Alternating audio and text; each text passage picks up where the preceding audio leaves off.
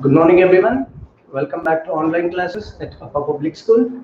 Okay, dear students, in the previous class, we discussed about or we studied about the most important part of this chapter. Yes, that is the Jallianwala Bagh incident.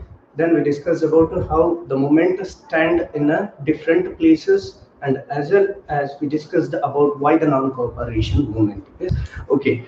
Before to go for the next part of this chapter, today we shall study about the new part of this chapter, that is a tribal movement, how the non-cooperation movement was spread in the tribal groups, and how the plantation workers face the problems, and as well as towards the civil disobedience movement. Before to go for this part, we will glance over on what we discussed in the earlier classes. Okay, so here, dear students, we discussed the Jallianwala Bagh incident. See, this Jallianwala Bagh incident, which took place on 13th April, yes, 13th April 1919 at Jallianwala Bagh. Yes, it was a park which exists or which located in Amritsar at Punjab. So there, more than 3,000 people were gathered. Among them, some of the people were gathered to enjoy the Baisakhi fair, and some of the people were gathered to oppose the Rowlatt Act measures, which was imposed by the Imperial Legislative Council. Yes, but the people who were gathered there to enjoy Baisakhi fair, they were not aware about the imposement of martial law, which was imposed by the General Dyer. Yes. So what is this martial law? According to this martial law, the civil rights of a common people will be suspended. Yes. So this martial law was imposed by the General Dyer, and he entered into the park and he blocked or closed the exit point of the park.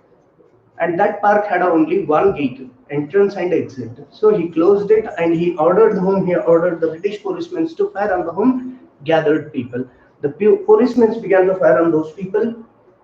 When they started this, later total the 3,000 people, in the 3,000 people, more than 386 people died, and more than thousands of the people got injured, and those who remained, they were given a separate kind of a punishment.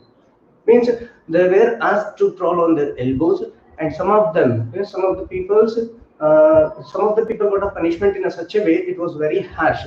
So the British policemen hold their neck and they began to rub their nose on the ground. And even the British policemen began to remove the clothes of the people and they began to tie them to the tree and began to hit them. So these kind of punishments were given during this Jallianwala Bagh incident. Yes, and later we discussed how this movement was spread in the town and as well as in the where in the countryside.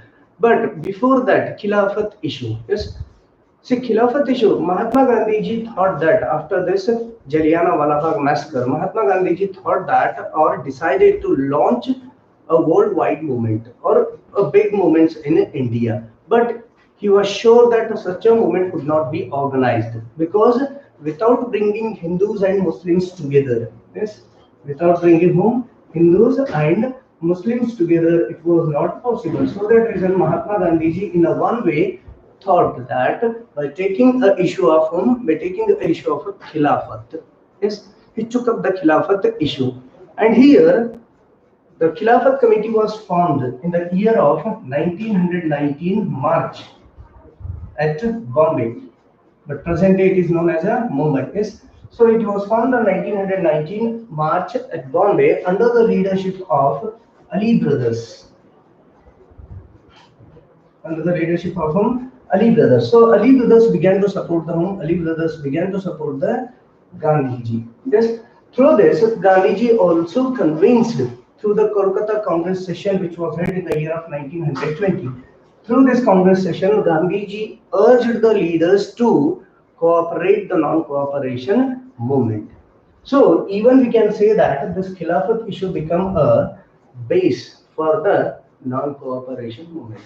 Then why non-cooperation movement? Yes, so this is the question. See, Mahatma Gandhiji in his famous book Hind Swaraj, which was published in the year of 1909. So in his book, he declared that British rule was established in India with the support of Indians or with the cooperation of Indians. If the Indians were refused to cooperate them 100%, the British rule would collapse within a year. Yes, within a year. Then how this cooperation movement or how this non-cooperation movement become a movement? See here, Mahatma Gandhi ji urged the people that movement should be unfolded in many stages. Then how? First, they began to surrender the titles which was awarded by the government. For example, Rabindranath Tagore. So Rabindranath Tagore returned his knighthood award to the home to the Britain government by seeing the Jallianwala Bagh massacre. Yes, not only surrendering of titles to the government, even yes, boycott of what? Boycott of a civil services, army, police, yes, and boycott of foreign goods, foreign investment, and everything. Yes. So in this way, what they started, they began to oppose the non-cooperation movement. Yes. So finally, Mahatma Gandhi ji and Muhammad Ali and Shaukat Ali, yes, Ali brothers, they began to travel around India and they began to get a mobilized support or a popular support from the peoples.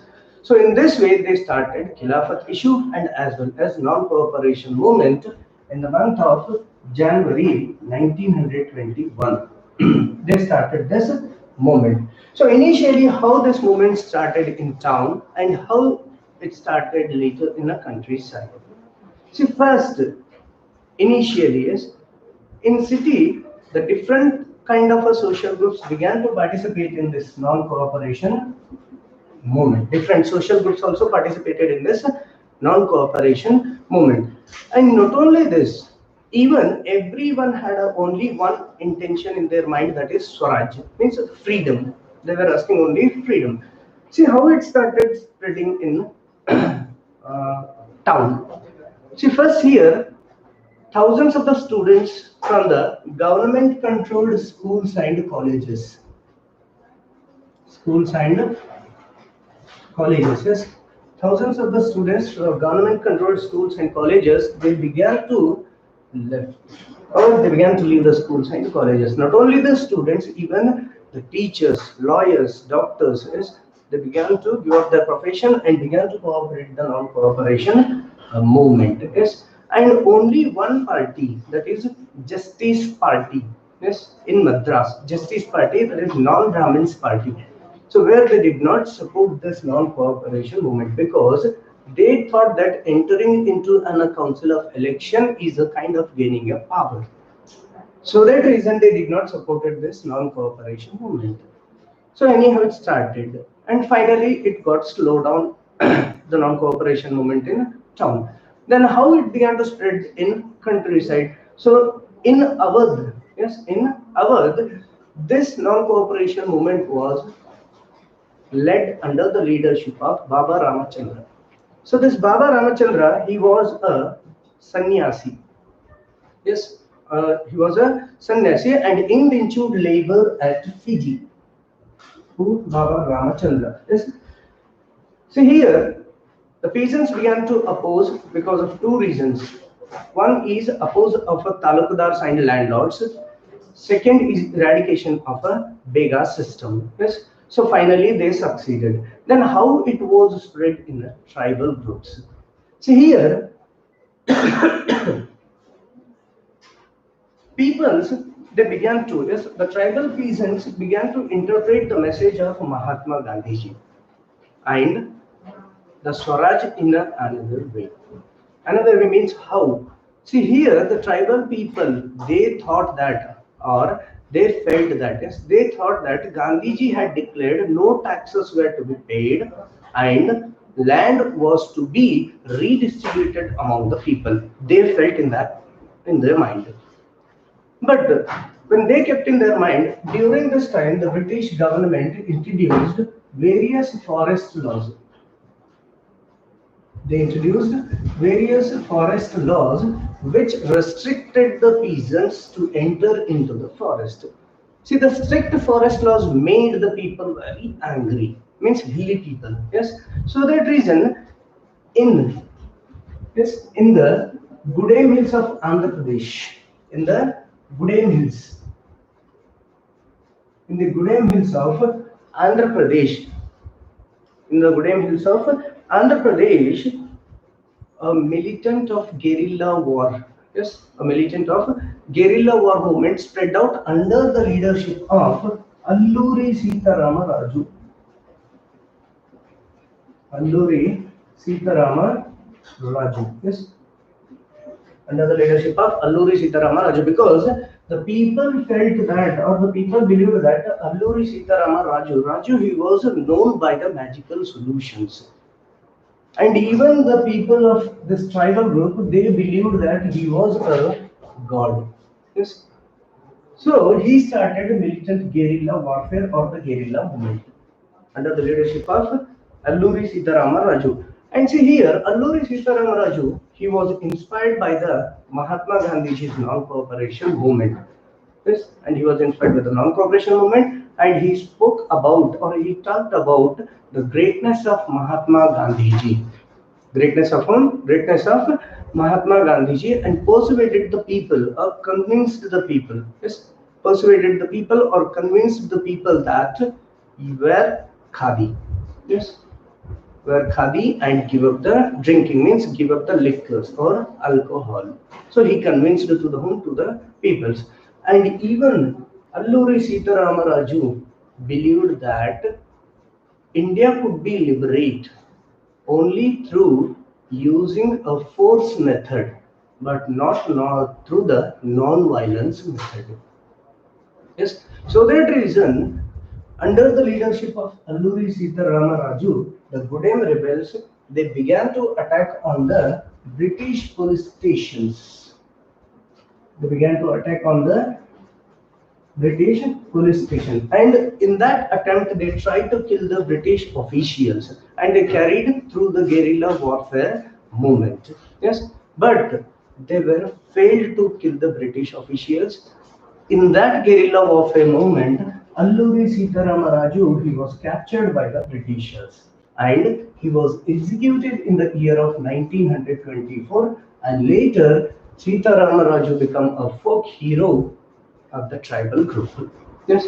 So in this way, how the movement spread in the countryside. The CBSE board may ask a question that how the non-cooperation movement spread in town and countryside.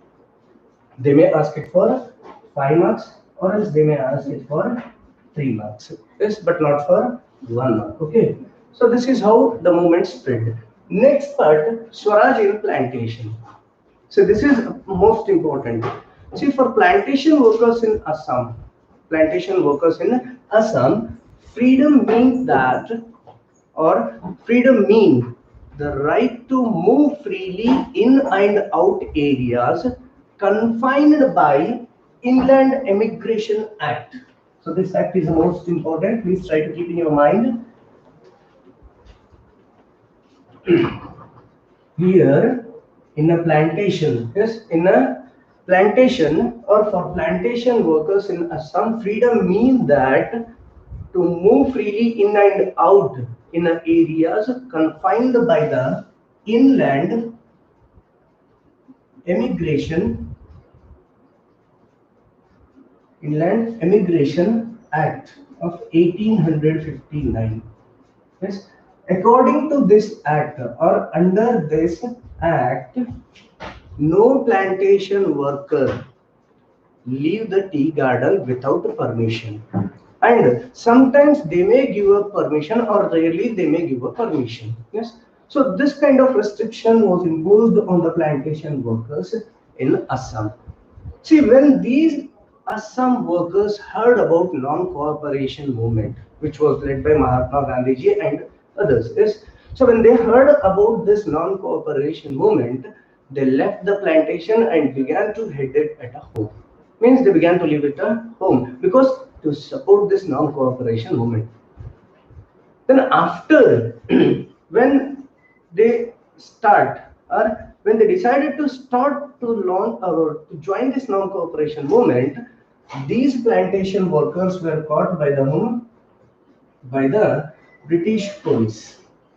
They were once again caught by the whom? They were once again caught by the British police, and they were arrested and they were brutally beaten up, and once again they were sent back to the plantation to work over there. But yet, yes, yet this movement, yes, this movement also had a lot of information and a lot of things, that it was also called as a Swatantra Bharat. Yes, they were considered as a Swatantra Bharat slogan. Yes, so plantation owners' role also is the most important in the non-cooperation movement. Okay, so when all these things were taking place, in this part is towards the civil disobedience movement.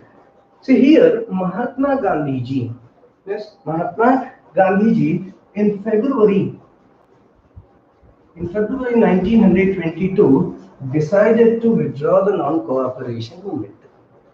Yes, he decided to withdraw the non-cooperation movement. See, then why did he decide to withdraw this non-cooperation movement? There should be a particular reason to withdraw the non-cooperation movement. Yes. See here, a Chauri Chaura incident.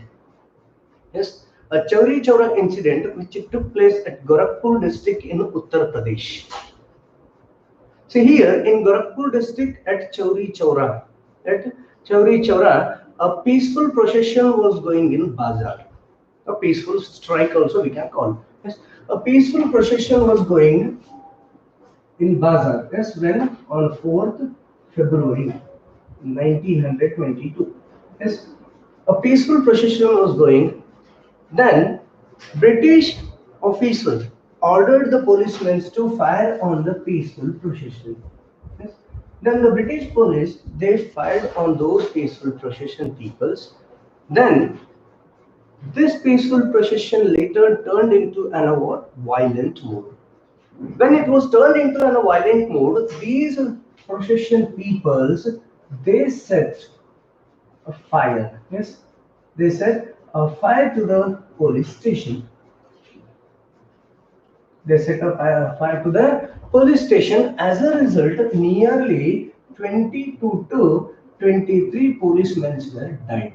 How many policemen? 22 to 23 policemen were died. By seeing this movement, Mahatma Gandhi ji felt that yes, it was not a non-violence. Yes, it is about violence. So that reason, Gandhi ji, yes, Gandhi felt that Gandhiji felt that the movement was turning into a violent mode, and he believed, or he suggested or said that in many places which it is taking place in a violent mode. Yes, he said that a satyagrahis would need a proper training, or satyagrahis needed a proper training before they would go for a mass struggle. Means they were not trained, so we need to train them. So that reason Mahatma Gandhi ji withdraw the what? Withdraw the non-cooperation movement. Yes, when he was withdraw the non-cooperation movement on 4th February 1922. Finally, he withdrew the non-cooperation movement. Yes, and see later what happened here. Some leaders of the Congress, yes, some leaders within the Congress tried to mass struggle. Yes, they tried to go for a mass struggle or wanted to participate in the Council of Elections to gain a power. Yes, Council of Elections, and that had been set up by the Government of India Act 1935. This act is the most important act, Government Act of 1935, which had been set up a council of election through this act. So here they felt that it was important to oppose the British policies by gaining a power in the council of elections. During this time, C.R. Das, Chittaranjan Das, and Motilal Nehru. Chittaranjan Das and Motilal Nehru, they formed Swaraj Party. Swaraj Party. Keeping in mind, this party is the most important party. Yes, they formed a Swaraj Party in the year of 1922. Chittaranjan Das and Motilal Nehru, they formed the Swaraj Party in the year of 1922. See, during this time or in this situation, some of the internal debates and discussions were going on. Among those, two discussions were done. One is the most important, that the first was effect of the worldwide economic depression.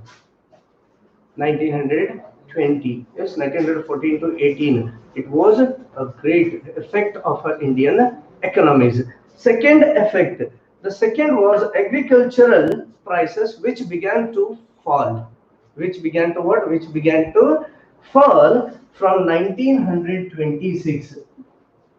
It began to fall in the year of 1926 and completely collapsed by the year of 1930. Yes.